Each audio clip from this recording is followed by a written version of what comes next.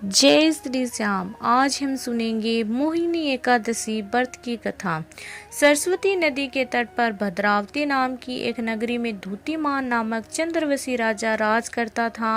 वहाँ धन दाने से संपन्न व पुण्यवान धनपालक नामक वेश्य भी रहता था। वह अत्यंत धर्मालु और विष्णु भक्त था। उसने नगर में अनेक भोजनालय, प्याऊ, कुएं, सरोवर, धर्मशालाएं आदि बनवाई थी। सड़कों पर आम, जामुन, नीम आदि के अनेक वृक्ष भी लगवाए थे। उसके 5 पुत्र थे, सोमना, सुबुद्धि, मेधावी, सुकृति और धृष्ट बुद्धि। इनमें से 5वां पुत्र धृष्ट बुद्धि महापापी था। वह पितर आदि को नहीं मानता था। वह वेश्या, दुराचारी मनुष्यों की संगति में रहकर जुआ खेलता और पर स्त्री के साथ भोग विलास करता तथा मग मांस का सेवन करता था। इसी प्रकार अनेक कुकर्मों में वह अपने पिता के धन को नष्ट करता रहता था। इन्हीं कारणों से त्रस्त होकर पिता ने उसे घर से बाहर निकाल दिया। घर से बाहर निकलने के बाद वह अपने गहने एवं कपड़े बेचकर अपना निर्वाह करने लगा। जब सब कुछ नष्ट हो गया तो वेश्या और दुराचारी साथियों ने उसका साथ छोड़ दिया। अब वह भूख प्यास से अति दुखी रहने लगा। कोई सहारा न देखकर वह चोरी करना सीख गया।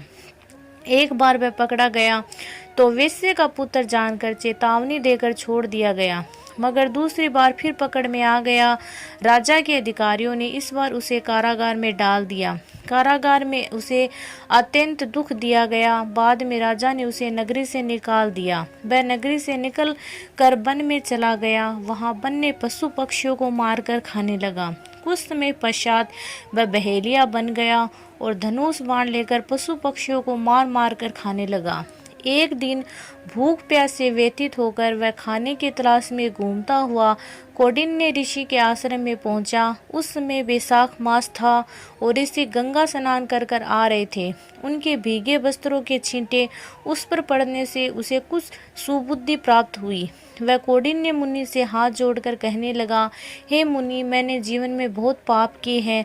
आप इन पापों से छूटने का कोई साधारण बिना धन का उपाय बताए। उसके दीन वचन सुनकर मुनि ने प्रसन्न होकर कहा कि तुम वैशाख शुक्ल पक्ष की मोहिनी एकादशी का व्रत करो।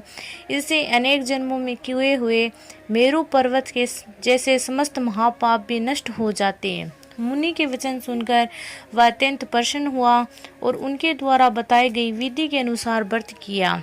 इस व्रत के प्रभाव से उसके सब पाप नष्ट हो गए और अंत में वह गरुड़ पर बैठकर विष्णु लोक को गया। इस व्रत से मोह आदि सब नष्ट हो जाते हैं। संसार में इस व्रत से श्रेष्ठ कोई अन्य व्रत नहीं है। इसके महात्म्य को पढ़ने से अथवा सुनने से 1000 गोदान का फल प्राप्त होता है। बोलो भगवान विष्णु की जय।